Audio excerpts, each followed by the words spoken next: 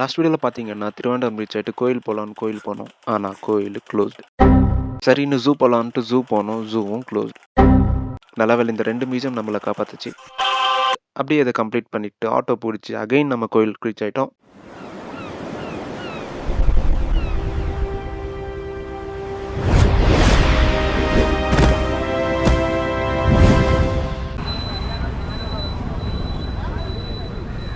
Morning நம்ம வந்தப்போ அந்தளவு கூட்டம் இல்லை, பட் இப்போ பாருங்கள் கூட்டம் களை கட்டுது. இங்கே இப்போ கோயிலுக்குள்ளே போக என்ட்ரி பாஸ் எடுக்கணுங்க, அதாவது ஸ்பெஷல் பாஸ். எதுக்குன்னு பார்த்தீங்கன்னா இன்றைக்கி ஸ்பெஷல் டே இல்லை. ஆல்ரெடி ஆன்லைனில் ஒரு 10 to 15K டிக்கெட் விட்டுருப்பாங்க, அதை நம்ம எடுக்கலை. அண்ட் அந்த பாட்டியும் பாருங்கள், அந்த போலீஸ்கிட்ட அதை தான் சொல்லிட்டு இருக்காங்க, என்கிட்ட பாஸ் இருக்குப்பா உள்ளே விடுங்க அப்படின்னு சொல்லிட்டு. நம்ம இப்போ எப்படி உள்ளே போகிறதுன்னு தெரியல, உள்ளே விடுவாங்களோன்னு தெரியல. ரொம்ப நேரம் அங்கே நிற்க முடியாது அப்படின்னு சொல்லிட்டு நான் அப்படியே பத்மதீர்த்தத்துக்கிட்ட வந்துட்டேன். நான் வரும்போது பார்த்தீங்கன்னா இடம் காலியாக தான் இருந்துச்சு. அப்படியே இடம் பிடிச்சிட்டு உக்காந்துட்டேன். எப்படிடா உள்ளே போகிறதுன்னு யோசிச்சுட்டு அப்போ தான் இந்த மந்திரங்கள் படிக்க ஸ்டார்ட் பண்ணாங்க. இங்கே இருக்கிற எல்லாருமே ஐடி கார்டு போட்டிருக்காங்க. அந்த ஐடி கார்டு போட்டவங்கள செக் பண்ணிட்டு தான் உள்ளேயும் விடுறாங்க. சரி, இந்த மந்திரம் படிக்கிறத ஒரு 10 to 15 செகண்ட் பாருங்கள். இதை வந்து முராஜபம் அப்படின்னு சொல்லுவாங்க. இது என்ன எதுக்கு அப்படின்ட்டு நான் பின்னாடி சொல்கிறேன்.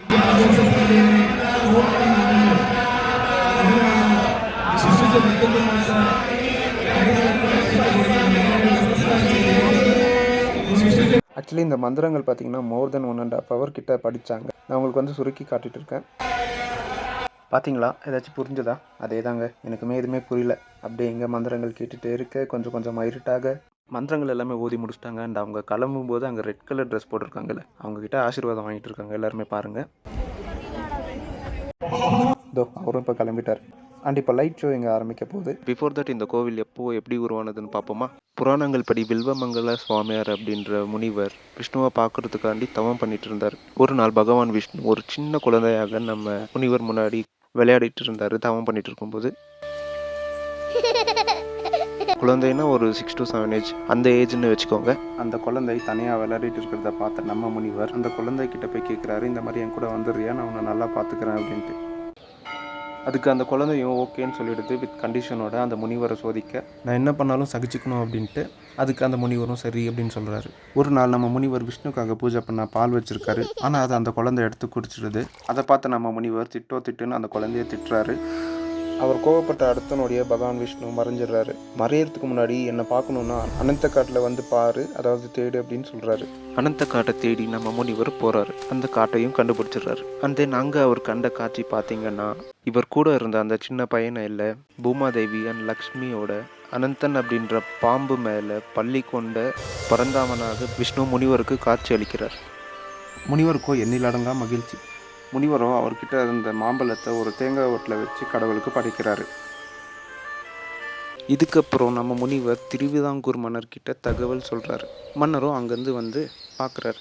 ஆனால் அங்கே விஷ்ணுவை பார்க்க முடியல. மன்னர் அதே இடத்துல விஷ்ணுக்காக கட்டப்பட்டு தான் இந்த கோவில். ஓகே, இந்த கோயில் எப்படி உருவாச்சுன்னு பார்த்தீங்க. அப்படியே இப்போ லைட் ஷோ பார்த்துருவோமா?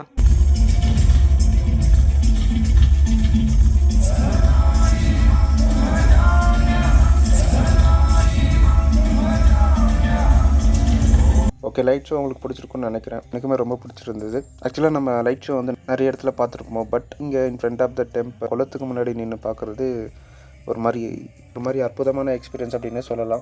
ஏன்ப்பா கூட்டம் பாருங்கள் எவ்வளோ இருக்குது. ஆக்சுவலி வீடியோ ஸ்டார்டிங்கில் பார்த்துருப்பீங்க. ஏன்னா கூட்டம் இல்லைன்னு சொல்லலை, இப்போதைக்கும் கூட்டம் ரொம்ப அதிகமாக இருக்குது. நானும் ரொம்ப நேரமாக நின்று பார்த்தேன், உள்ளே விடுற மாதிரி தெரில. சரின்னு டயர்டில் ஆர்ச் கிட்ட வரைக்கும் வந்துட்டேன் கிளம்பலாம் அப்படின்ட்டு. அப்புறம் தான் யோசித்தேன், நம்மளே நினச்சாலும் இது அடுத்த வருஷம் நம்ம பார்க்க முடியாது. ஏன்னா வருஷத்துக்கு ஒரு வாட்டி நடக்கிற திருவிழா இது கிடையாது, 6 years ஒன்ஸ் நடக்கிற திருவிழா இது அப்படின்னு சொல்லிட்டு சரி லாஸ்ட்டாக ஒரு ட்ரை பண்ணுவோன்னு வந்தேன். நான் வரவும் அவங்க பேரிகேட் திறந்து உள்ளே விடவும் பாஸ் இல்லாதவங்களையும் விட்டுட்டு இருந்தாங்க. அப்போ தான் எனக்கே தோணுச்சு நம்ம எடுத்த டிசிஷன் கரெக்டாக இருக்குது அப்படின்ட்டு.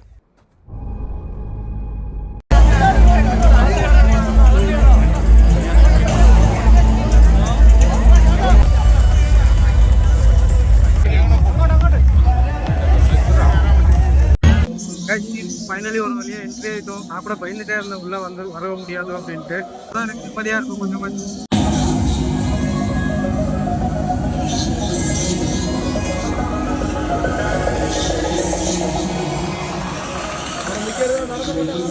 இங்கே பாருங்கள் எவ்வளோ விளக்கு அப்படின்ட்டு. இங்கே கொஞ்சம் தான் ஆக்சுவலி கோயிலுக்குள்ளே நிறைய இருக்குது. நம்ம ஏன்னா கோயிலுக்குள்ளே கேமரா எடுத்துகிட்டு போக முடியாது, இவ்வளோ தான் காட்ட முடியும். இதுக்குள்ளே வர்றதுக்கே எவ்வளோன்னு கிட்டத்தட்ட 5 மணி நேரம் நம்ம வெயிட் பண்ணியிருக்கோம்னா பார்த்துக்கோங்களேன். சீரியஸாக நான் போய் சொல்ல, மோர் தென் 5 hours வெயிட் பண்ணியிருக்கோம்.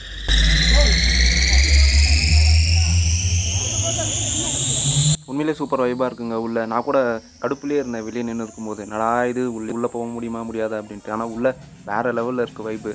இங்கே பாருங்கள் எவ்வளோ க்ரௌடு இருக்குன்ட்டு. அண்ட் வெளியுமே க்ரௌடு இருக்குது. அண்ட் இன்னும் இதை பார்க்க நிறைய பேர் வந்துக்கிட்டும் இருக்காங்க. சும்மா பின்ன 6 வருஷத்துக்கு ஒரு வாட்டி நடக்கிற திருவிழாவை பார்க்க வராமையா இருப்பாங்க. இப்போ நீங்கள் பார்த்துட்டு இருக்கீங்கள, இந்த மாதிரி ஃபெஸ்டிவல் வந்து மறுபடியும் 6 வருஷத்துக்கு கழிச்சு தான் பார்ப்பீங்க.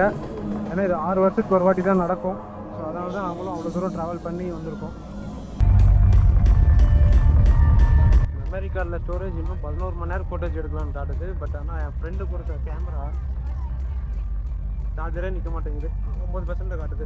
ஓகே, நம்ம கோபுரத்துக்கிட்ட போகிறதுக்கு முன்னாடி இந்த லக்ஷதீபம் வந்து எப்பத்துலேருந்து எதனால் கொண்டாடப்படுதுன்னு பார்ப்போமா. இந்த லக்ஷதீபம் அப்படின்றது 6 years ஒன்ஸ் நடக்கும். அதுவும் ஜனவரி மாதம் பொங்கல் அன்னைக்கு நடக்கும். ஏன் 6 வருஷத்துக்கு ஒரு வாட்டி ஃபெஸ்டிவல் நடத்துகிறாங்க, வருஷம் வருஷம் நடத்தலாமேன்னு உங்கள் மைண்டில் கேள்வி வரும். அதுக்கான பதிலும் சொல்கிறேன். கோவிலில் 6 மாதத்துக்கு ஒரு வாட்டி பத்திர தீபம் அப்படின்ட்டு ஒரு சடங்கு நடக்கும். அது 12 வாட்டி நடத்தப்படும். 12 பத்திர தீபம் நிறைவடையும் போது 6வது ஆண்டில் முடியும். அப்போ தான் இந்த ஃபெஸ்டிவல் வந்து கண்டக்ட் பண்ணுறாங்க.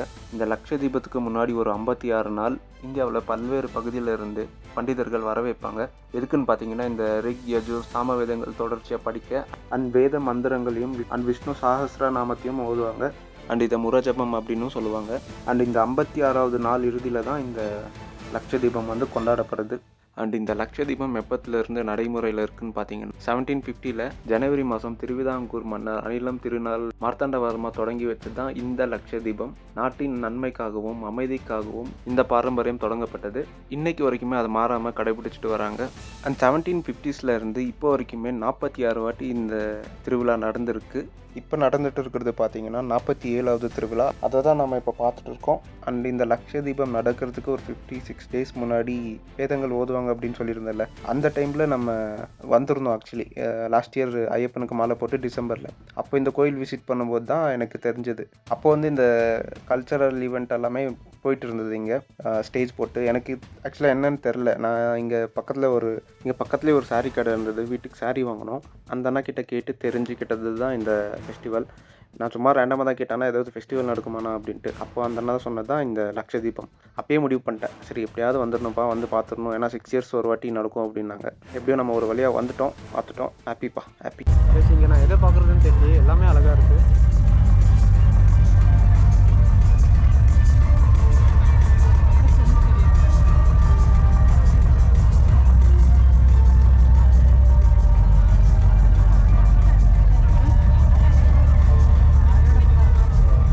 ஆமாம், தீபம்னா தெரியும். அது என்னப்பா லக்ஷதீபம் அப்படின்னு நிறைய பேர் கேட்பீங்க. அஃப்கோர்ஸ் கண்டிப்பாக நிறைய பேருக்கு தெரிஞ்சிருக்கும். தெரியாதவங்களுக்கு சொல்கிறேன். இப்போ நீங்கள் பார்த்துட்ருக்கீங்களே இந்த விளக்குங்க எல்லாம், இங்கே கோயிலுக்கு வெளியில் அந்த ஸ்டெப்ஸ் கிட்ட, அதுக்கப்புறம் கோபுரம், இங்கே கோயிலுக்கு வெளியும் சரி கோயிலுக்குள்ளேயும் சரி மொத்தமாக சேர்த்து 1,00,000 விளக்குகள் ஏற்றுவாங்க. அதனால தான் இது வந்து லக்ஷதீபம் அப்படின்னு சொல்கிறாங்க. இந்த பிரம்மாண்டத்தை பார்க்க தான் நம்மளும் சரி, இங்கே இருக்கிற லோக்கல் பீப்புள்ஸும் சரி, நிறைய பேர் வெளியூர்லேருந்தும் சரி இதை பார்க்க வந்திருக்கோம்.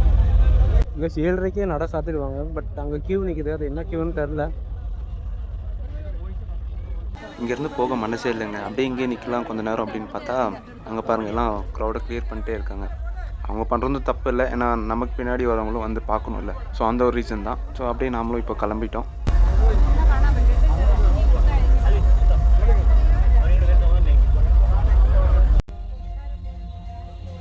அண்ட் இங்கே பாருங்கள், நம்ம லைட் ஷோ குளத்துக்கு வெளியே இருந்து பார்த்தோம் ஆப்போசிட்டில். அண்ட் இங்கே கோயிலுக்குள்ளே இருந்து பார்க்க பாருங்கள் எப்படி இருக்குன்ட்டு. ஆனால் வெளியே இருந்து பார்க்க தான் சூப்பராக இருந்துச்சு அது லைட் ஷோ.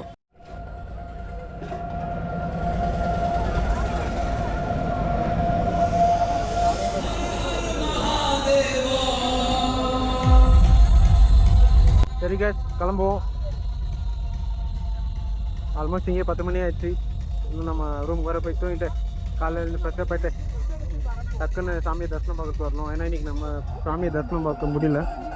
ஏன்னா இன்றைக்கி நம்ம கோயிலுக்குள்ளே போக முடியல. காலைல 12 மணிக்கு வந்தோம், நட ஸ்டார்ட் இருந்தது. அதுக்கப்புறம் அங்கே போய் மியூசியம் போயிட்டு வரதுக்குள்ளே இங்கே ஹெவி க்ரௌடு, விஐபி பார்த்து அது இதுன்ட்டு நம்மளை வேறு கடுப்பேற்றிட்டாங்க. நல்லபடியாக எங்கேயாவது வந்தோமே, அது வரைக்கும் சந்தோஷம் எனக்கு. அடுத்து நம்ம இந்த லக்ஷதீபம் பார்க்கணுன்னா 2032 வரைக்கும் வெயிட் பண்ணணுன்னா பார்த்துக்கோங்களேன்.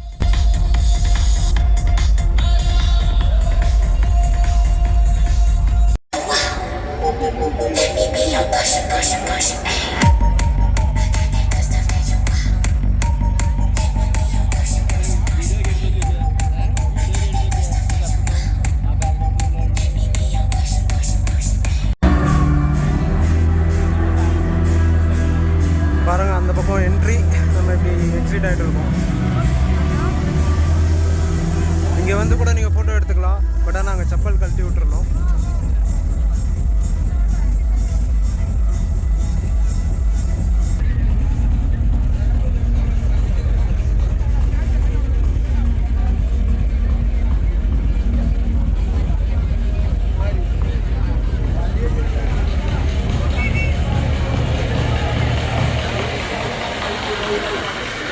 வழியாக உள்ளே போயிட்டு வந்துட்டோங்க. இப்போ போகலாம் நம்ம.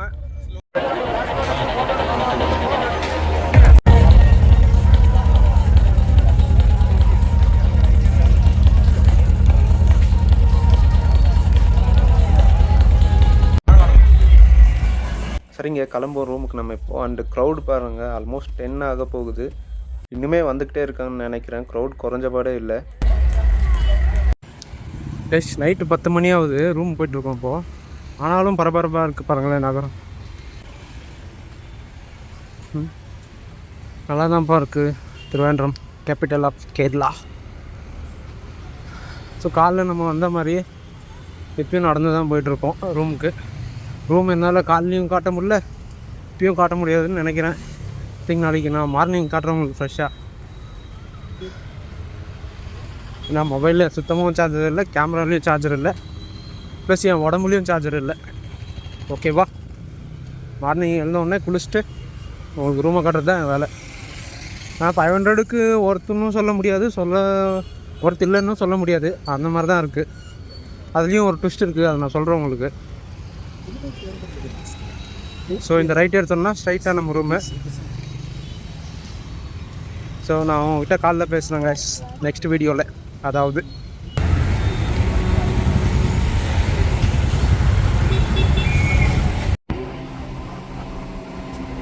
பாருங்கள், லைட் ஹவுஸ் அங்கே ஒரு வழி இருந்திருக்கு, க்ளோஸ் பண்ணியிருக்காங்க. ஸோ மேலே போய் தான் போகணுன்னு நினைக்கிறேன்.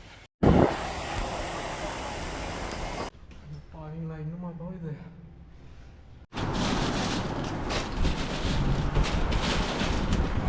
என்னங்க இது? நம்ம ஒரு கட்சிக்கொடி பெயிண்ட் பண்ணி வச்சுருக்காங்க, கட்சிக்கொடி கலரை.